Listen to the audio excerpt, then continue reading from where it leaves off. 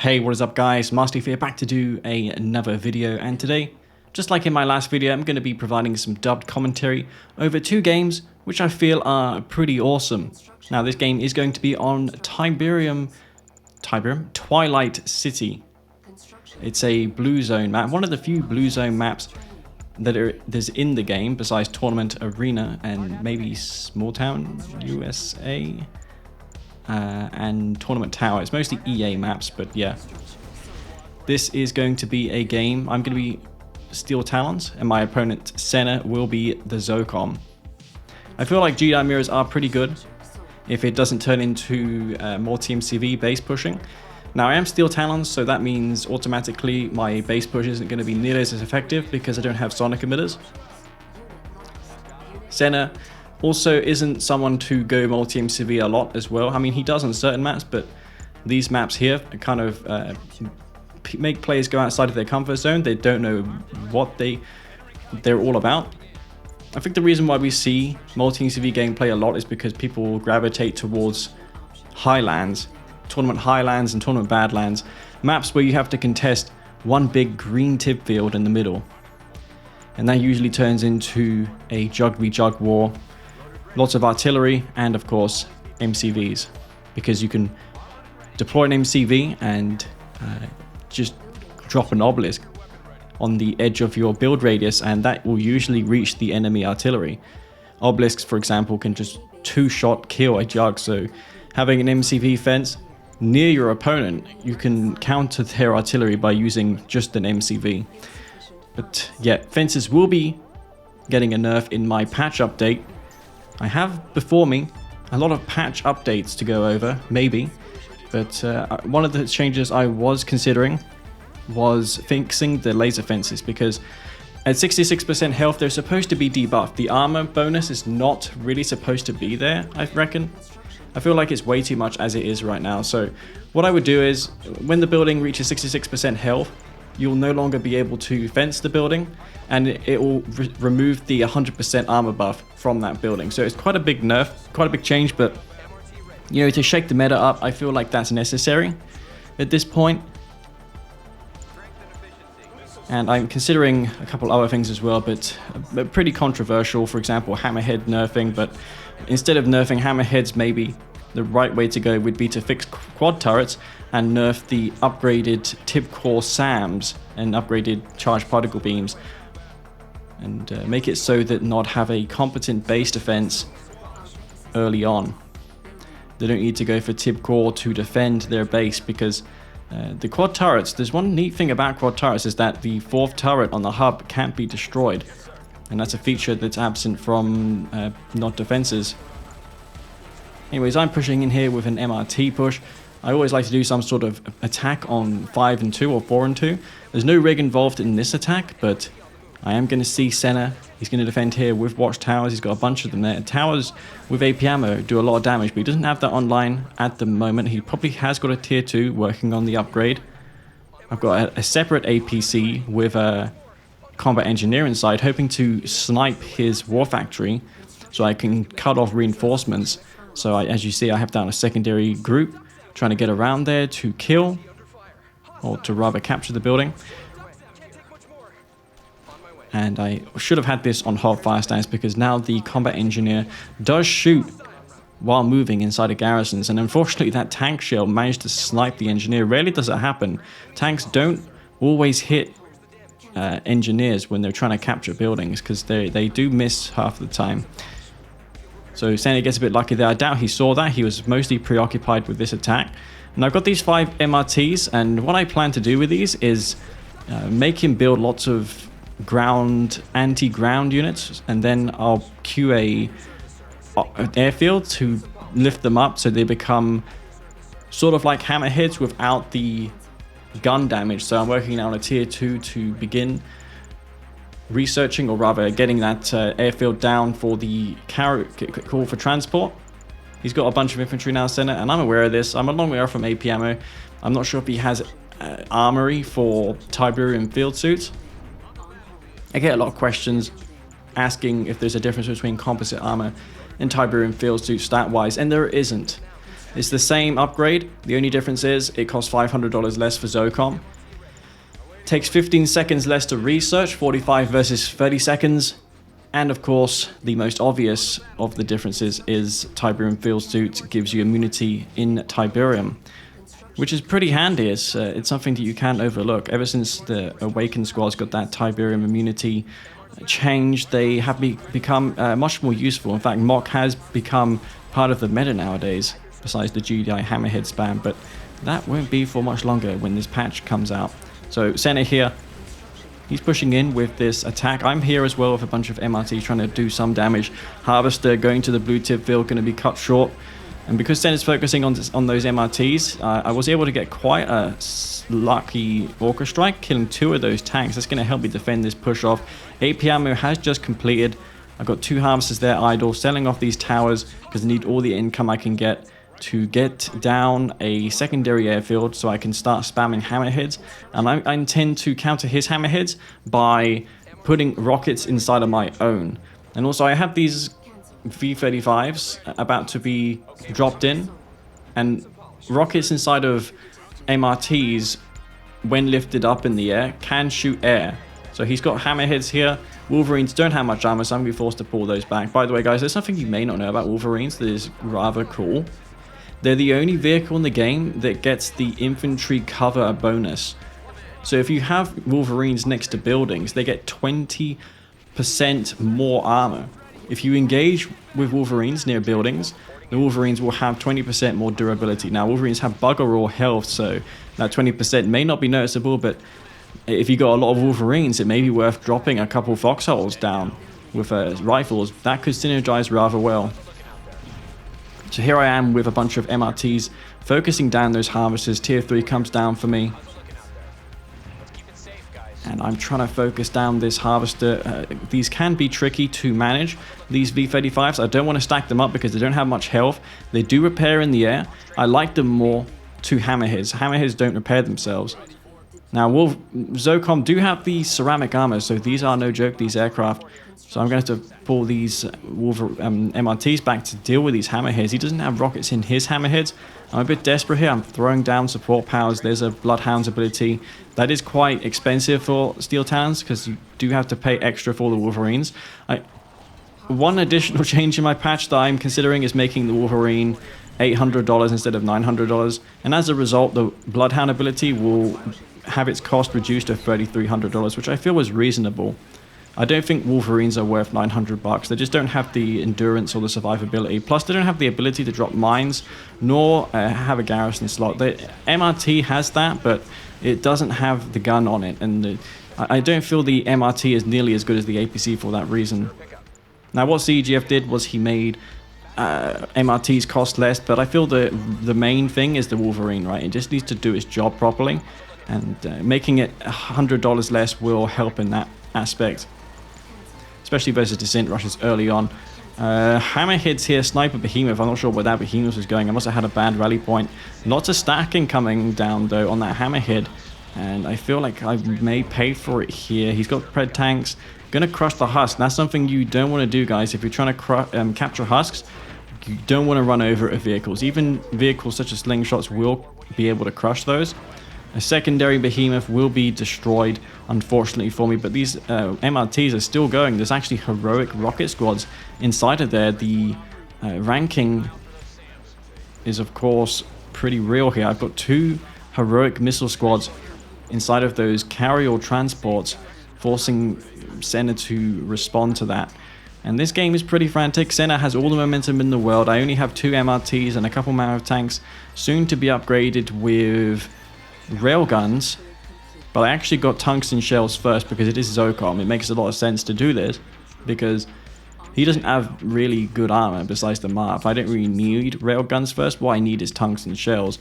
I didn't want to go Firehawks because I feel like I'm going to lose that war, because the Firehawks for ZOCOM get 100% more armor, and when I'm dealing with that as GDI, it's just impossible to win in that Firehawk engagement. And as you got more Firehawks and upgrade hardpoints could really do a lot. These MRTs have still not been answered. He hasn't gone for Firehawks yet. And these 2 units are just allowing me to defend my base as if they were hammerheads. So I've managed to hold that back. I'm actually now pushing into his base with my MCV because if I don't, I'm pretty much dead here. I've got no income. He's got a third base. I'm stuck on my second base. Bunch of Wolverines, 2 Mammoth tanks, and 2 MRTs. What can I make of this? There's no artillery for me. Now, usually these base pushes are really hard to stop, but I don't have a second MCV. All things are pretty equal here. I don't have artillery. I don't really have much. I'm just queuing Wolverines. And I didn't really abuse that armor buff. Maybe this AA turret will give me some additional protection. You see the Wolverines do like to stick to buildings if you put them near them. So these hammerheads will be shredded quickly by these AP ammo turrets. I was a bit afraid of him having Firehawks at this point. Plus I needed those ground repairs. So I evac'd my MRTs. They've got heroic rockets in them, as you see. Really nice DPS coming down on these units. And these MRTs are just wonderful. Mammoth tanks, pretty sick without the railgun upgrades, but they don't do much DPS.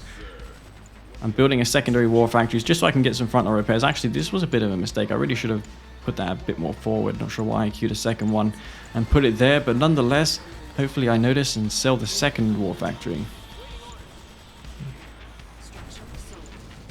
I decide to sell the base defenses. Senna's pushing back. I thought at this point I had the game. I think that was why I decided to put the war factory down.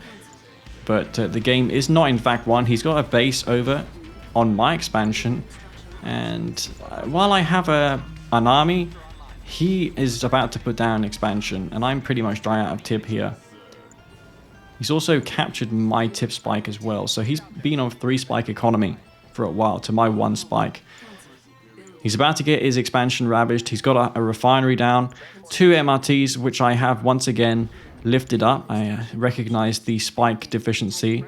So I'm going to go ahead and address that now. I'm trying to micromanage my harvesters. A lot of micro in this game. This game, the reason I wanted to highlight this game is because of the particularly good control from me and Senna. I feel like Senna was in good shape here. So we're somewhat trading at the moment. A lot of back and forth action. The MRTs, I can't really engage that because you've got too many rockets. Got upgraded with Tiberium field suits. I'm going to take over his tip spike. A bunch of slingshots, if I recall correctly, are over at his base, so I don't want to push in there. There's not much I can really do besides fence this building and hope that AP ammo towers can DPS down his infantry. That's one major complaint that people have in this patch, is just how good AP ammo tower spam is against vehicles. Not sure if that is a major problem or if the problem is the laser fencing blocking those turrets from being destroyed is the issue.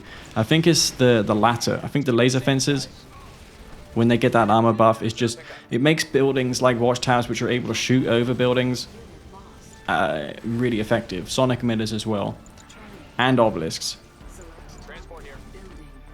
I'm a bit scared of Skrin though, if you nerf the laser fences, because those devastator warships and planetary assault carriers will just ravage bases at ease. They do it quick now, but imagine with no laser fence, or with a laser fence that does very little to protect buildings from damage. On the flip side though, you don't see many packs and dev ships in the meta, so that's something that would be a welcome change. Seeing some Skrin besides hexalaming. I did read a couple YouTube comments, and something that I picked up on was the corruptor hexalaming.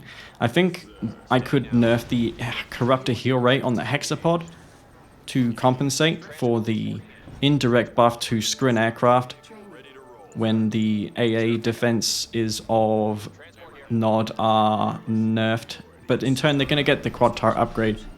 There's a lot of variables, man. You got to think of everything. But anything will be better than this. This is a nice game, though. These are the exceptions to this patch, and I would like to see more of this and less of the second MCV Fast Tech Marv Firehawk against Skrin sort of gameplay. So this game, I've taken lots of eco damage. I'm stuck in my base. He has a full expansion. I can't really see too much here. He's queuing another army. Senna, of course, a god when it comes to macro. I can't really compete with him when it comes to macro. He's now loading his hammerheads up now, so that's a bad news for my MRTs. But my MRTs do have heroic missile squads inside. And I'm keeping these moving just in case he destroys them with slingshots. You always got to keep an eye on units such as stealth tanks, mechapeds, MRTs with MRTs loaded up with missiles in the air. It's quite a mouthful, I know, but I don't know what they call them. Flying MRTs? I think flying MRTs is probably the best thing to keep it short, sweet, and simple. So I see an undefended base here. I'm going to take out these power plants. And I'm now macroing up my own army with my own hammerheads, even though I don't have ceramic armor, but they are such a sick unit to build. Hammerheads, they have sick damage, sick range. In fact, in 1.02, EA actually buffed the range of the hammerhead by 50%, which is probably why hammerheads are so oppressive in this meta. But Green Zero wouldn't like me to say that. He argues that hammerheads aren't an issue, but I'd say that they are. Everyone who I've seen come play Kane's Wrath at a competitive level, who is, I would say, has issues with hammerheads. Technique as well, because he chose not to spam MCVs. It forces a certain type of gameplay, especially versus ZOCOM. But in a mirror, not so much, because you've got tools to better deal with aircraft, like your own Firehawks and tungsten shell slingshots, which are actually a decent anti-air unit. They have the speed and mobility, whereas the Mantis does not have that. So I come across a harvester here. 2 harvesters will be going down. Lots of rockets spewing out of those aircraft. And I'm not sure the situation of his hammerheads, but if any of mine gets damaged, my MRTs will heal them in the air. So a nice bit of synergy there happening. I've got my own slingshots, healing up that command post because that's my only ground control there. That's a pretty valuable structure, especially against ZOCOM, because if I lose that, I'm not going to be able to queue those tungsten AA batteries. And there's a lot of positional micro happening now. He's hoping to engage me outside of the base, but because of the large terrain that separates my top and south base, it forces me to traverse the middle where it's undefended. There's no AA turrets there to defend my army. See, I'm placing all these turrets down, but there's never going to be an engagement there because Senna's scouted it and he knows that he can just avoid that. I'm now pushing in, thinking he's going to be at the south, but he wasn't. He went through the middle of the map. And now I realize the situation I'm in. I'm in a bad spot here. His hammerheads have now caught me out in the open, and this is where MCVs don't help. So he's going to target down my ref, going to take out my expansion in the top. He can easily do so. I don't have a tier 4, so I can't one-click those hammerheads out of the sky. That may be what I should do at this point. Lots of Wolverines, lots of slingshots. I've got mammoth tanks mixed in, but there's not much armor to kill. He's got a couple of pred tanks. A nice balanced unit mixes from either one of us. I feel like this is how C&C should be played. This game here. Really focused on this point of the map, because those slingshots, man, if they rock up, can kill all of my units in a heartbeat. A couple of those slingshots did get wounded. I was tempted to go in there, but I knew I would pay for it if I did choose to kill the slingshots. I probably could, but I didn't want to lose my heroic missile squads. And he doesn't have a tier 3, so those are in no danger of being one-clicked by supersonic airstrike or firehawks.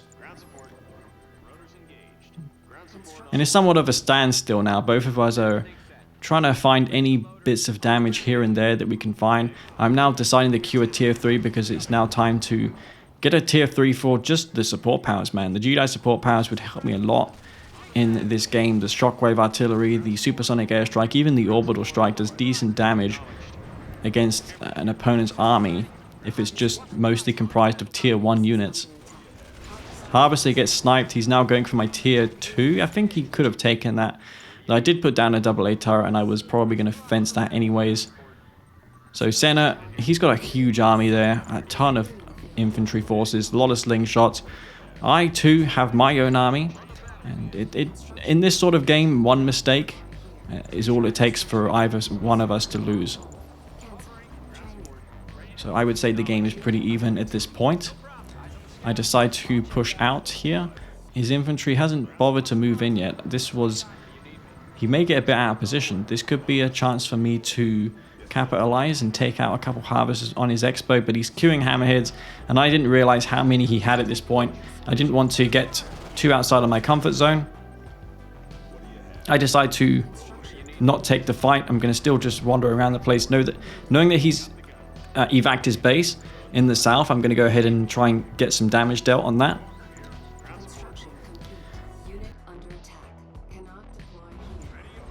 Excuse me guys, I had to clear my throat. I'm actually losing my voice.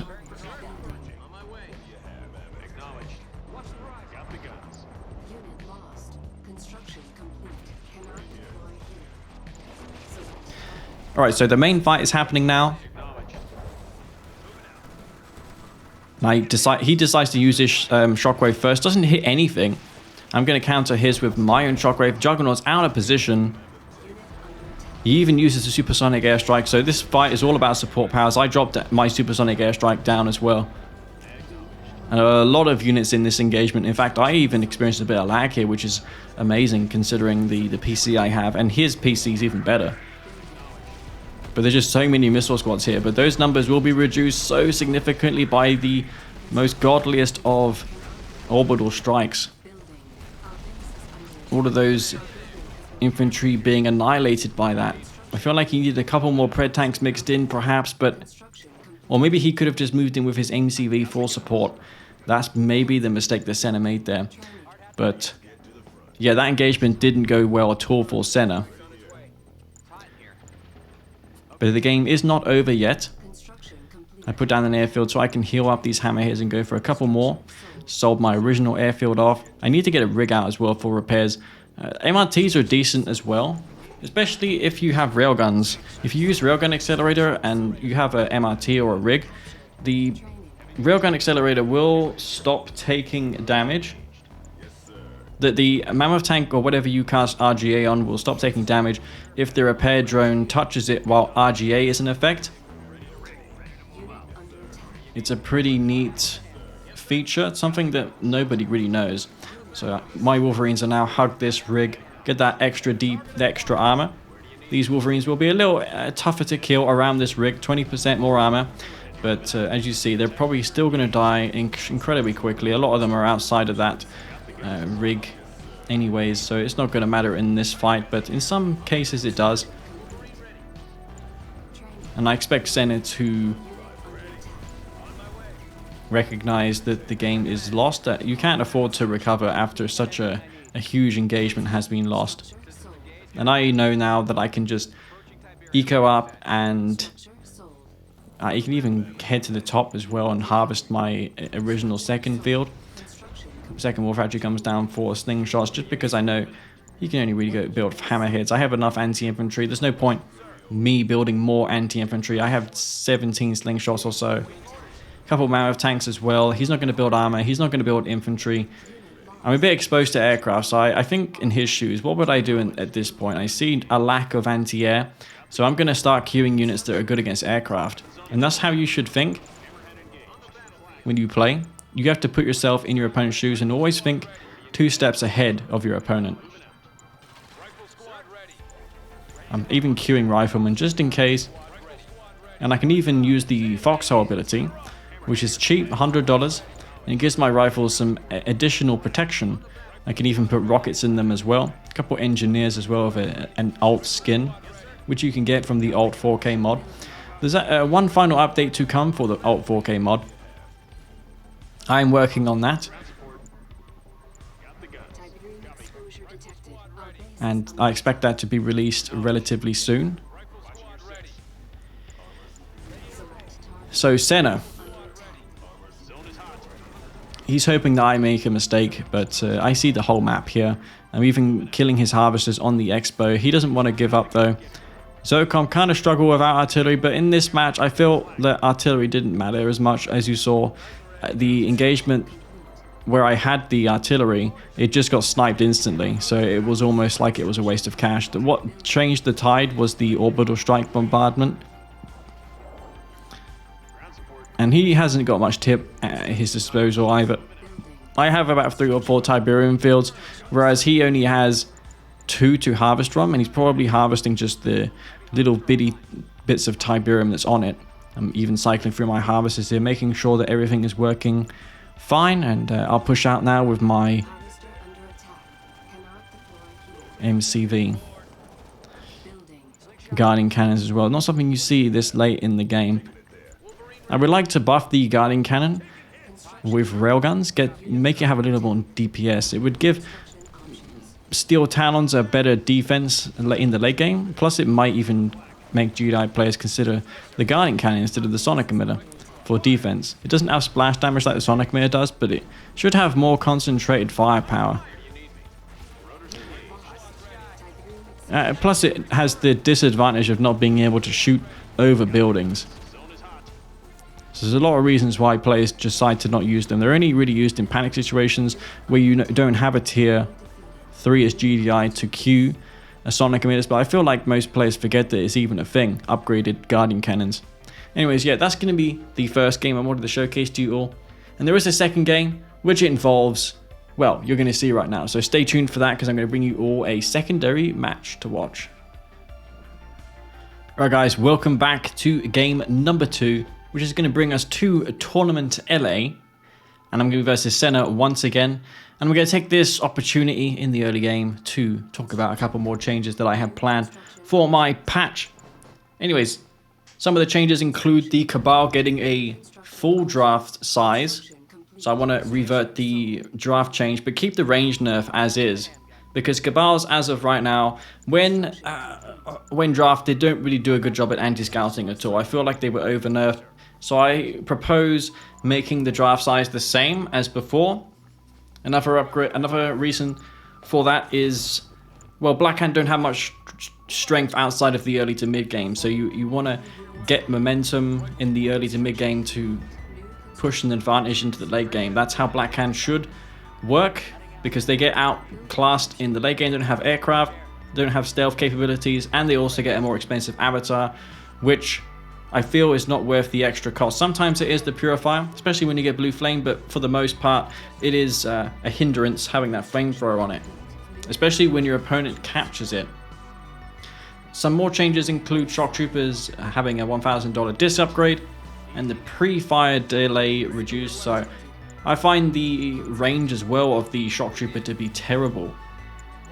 I think the reason why it's so bad is because you have to get so into range of enemy units such as the APCs, and by the time you're in range, you're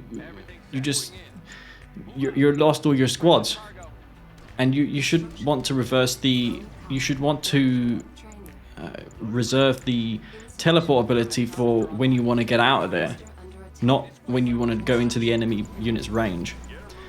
So I think that's a good idea. Shock Troopers getting a $1,000 disc upgrade as well is probably...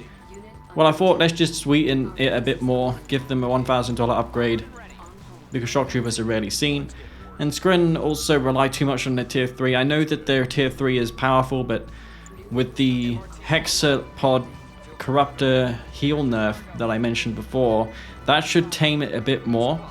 If more is necessary, then I will go ahead and change that. I think the Ion Storm buff duration should be increased from 10 seconds to 15 seconds, so 50% increase of the duration of the Ion Storm. With that change, it will encourage Storm Riders to be synergized more with the Storm. You know, Ion Storm, they are called Storm Riders for a reason, and that part of it is just not used. So I would like that to be part of the game a bit more. Venom pre-upgrade delay increased versus air by 25%. This was an idea I had to make Venoms a little bit better versus aircraft without upgrades, because as of right now, they just don't do any damage. Mock supercharged particle beams could be $3,000 again, but the unupgraded enlightened could be increased by a little bit, yeah, because the unupgraded squads are pretty, well, bad at DPS. I have a lot of changes here, guys. Advanced articular upgrade for Skrin, and for Travel 59. Bonus could be reduced for the speed, But I would like the armor to be the same as the regular Scrin Descent. Now this rush is coming in hot here for me. I've got a rig rush. Not much to really commentate on besides the rig coming in. But it is a pretty frantic game, this. And I'm just going to let you all watch this in the background as I go over the changes. So continuing on, Supersonic Airstrike is lame. I think everyone would agree with me when I say that. But just at least give it a nerf to the point where the ceramic armor hammerhead can survive it. Because it's kind of lame how ZOCOM don't have artillery, and to make matters worse for them, all their aircraft get one-shotted by a $2,000 support power. Sometimes that kills like 20 grand of aircraft. I feel like it's dumb. Ion cannon as well. The speed of it, I want it to be the same as the normal patch, but what we could do is give a slow down effect when the ion cannon is in effect. So all the units in the ion cannon radius, when the animation, the original animation is happening, move slower. And that will mean that we retain the original look of the ion cannon, but the effectiveness of it is similar to how it is now. Sniper teams as well will be reverted to how they were in 1.02, where they don't one-shot Disciples. I feel like that was an over-nerf. Disciples and Black Hand Infantry in general just get shredded by GDI because of the sniper teams, among other things. Ravager range as well, for the same reason Shock Troopers suck, the range of the Ravagers sucks. That would be nice to nerf. By the way, that Orca there, unfortunately I didn't get that third Harvester. I'm pulled back here. There's no way I can win this game, right? Yeah, it's over. They're all in, failed. He's got 2 bases, 2 refineries in the expansion. It's over, right? We'll see about that. Vertigo reload time decreased by 2 seconds. Yeah, because every time I play with Vertigos, I'm always lifting them up before they're fully reloaded. I just feel like they take too long to reload. And they just don't see play because it takes too long to make them cost effective. And by the time your opponent sees one bombing run, he's already got a hard counter to counter them. So you want to get some more immediate value. And for that reason, I would like the bombing runs to be a little bit quicker. Mammoth tank turn speed increased by a little bit. That's what I would suggest for the Mammoth tank. While maybe decreasing the Juggernaut turn turret speed, because that was doubled in Kane's Wrath. And also the Mammoth tank, the EA developer mentioned in the forum that the Mammoth tank, when it's moving, shouldn't have its turret turn. And that could be a way to ensure that its DPS is consistent in every engagement when the engagement starts. Because first shots do matter. And when your Mammoth tank is moving in and its gun is not firing, it's not facing directly at the enemy, that affects the game, right? That affects the engagement a lot. Steel Talons Wolverine reduced to $800. That's something I mentioned before in the last game, which I have already mentioned. I think it's a good idea because the Wolverine doesn't really do its job properly as of right now. I feel like it's too weakly armored, but if we buff the armor, Gunwalkers would struggle to kill them, and that would ruin the balance of Traveler. Steel Talon's Bloodhound ability, yeah, to match the cost, I would have to reduce the Bloodhound ability. Black Hand Power Signature Scan, $0. I mean, that's self-explanatory. Pretty useless support power. That could be one of the worst support powers designed in Kane's Wrath, for sure. Stasis Shield Radius decreased. I would like that to happen as well, because Scrin do need a nerf, alright, because all the other factions are getting changes, and Stasis is pretty lame support power. It's almost like a super weapon. Sniper team garrisons in Marv do not target vehicles.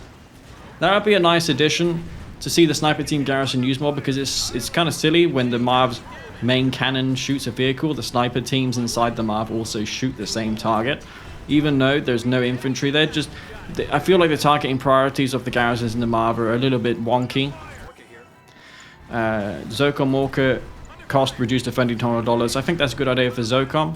Gives their mid-game potential a bit more oomph, because they are a mid-game faction. They're the only faction in the game that play to the mid-game. So making the ZOCOM Orca a more appealing option than the Hammerhead is good for the ZOCOM faction. Especially since it's more of a ZOCOM thing, right? With ZOCOM sonic grenade-type weaponry. I feel like a lot of players are put off by ZOCOM Orcas because it takes a lot of control and finesse to make them work properly.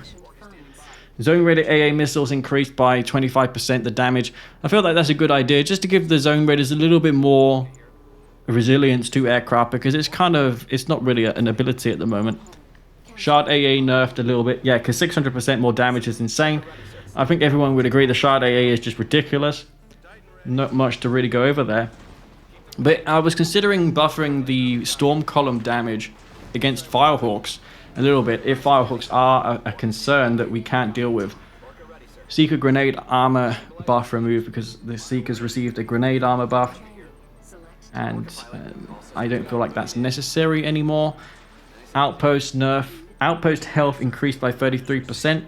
That would be a good idea, because outposts aren't seen, and I would like to encourage outposts to be used more. Radar jamming missile, time to increase to 15 seconds, yeah, because again, that's not seen very much, aside from Senna, who just does it because it's a habit of his. I don't know, maybe he's discovered something about it that no one else knows, but I just find it to be pretty useless personally. If anything, it gives away that you're going for a sneak attack. Disruption pod stealth duration increased to 4 minutes. Another, you know, all these, the last few changes that I mentioned are just abilities and units that you just don't see used at all. So making them a little bit more appealing would make the game more interesting. It increases the amount of options there are in the game, and I feel like that's always a good thing. Growth Accelerator and Stimulator Health increased to survive an Orca Strike. Okay, yeah, it's kind of silly, right? It's against GDI. You don't want to build a Growth Accelerator because it will get one-shotted by an Orca Strike, and that's just silly. You shouldn't be able to one-shot it with that. It's a $1,500 structure. A $500 scouting support power shouldn't be able to kill it. Cheaper cranes, that was something that Bike Rush suggested. Could give it a shot. I think it's a good idea. Cranes aren't seen as well. They don't have much armor. Storm Column rocket deflector ability buff. That's just something that I really liked about the Storm Column. It has a Storm Column rocket deflector ability where it deflects rockets, but it doesn't happen all that often. By the way, this engagement's pretty nutsy. I don't have much anti-infantry. His army looks overwhelming. Don't ask me how this fight ended the way it did, but it did. This fight looks over, right? I mean, the second fight in this game, look, it just, all the engagements in this game look so horrible for me, but I got Wolverine streaming in. Venom's getting sniped by that Rig anti-air, which is pretty pathetic most of the time. Anyway, going back to the packs changes, Jedi Grenadier damage increased from 60 to 75%, 75 damage. 25, that would be 25% more damage for the Grenadier damage, because I just think that Grenadiers don't do too much damage. It would be nice to see Grenadiers have more of a supporting role when it comes to destroying structures and using them against infantry, not just for de-garrisoning buildings. It makes it somewhat of a boring unit. Storm Rider damage scalar increased versus Mantis. So yeah, anti-air units are supposed to take 25% less damage versus anti-air units, but they don't. Power packs heal twice as fast. Yeah, I would like the power packs upgrade to just heal infantry almost instantaneously when they're out of combat.